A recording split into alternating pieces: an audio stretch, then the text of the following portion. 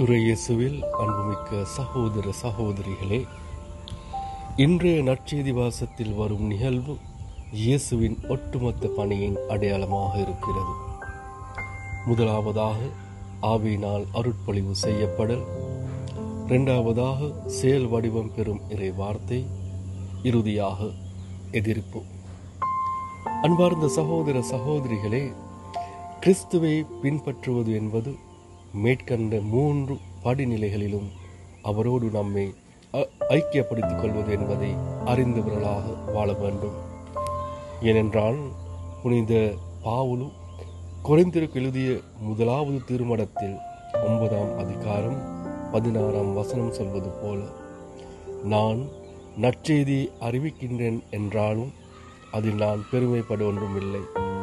இதை செய்ய வேண்டிய கட்டாயம் எனக்கு உள்ளது. நற்செய்தி அறிவிக்காவிடில் எனக்கு கேடு. ஆகவே அன்பார்ந்த சகோதர சகோதரிகளே, நற்செய்தி அறிவிப்பது நம் அழைப்பு, கடமை என்பது உணர்ந்து வாழ முன்வருவோம். அதற்காக மன்றாடுவோம். ஆமென்.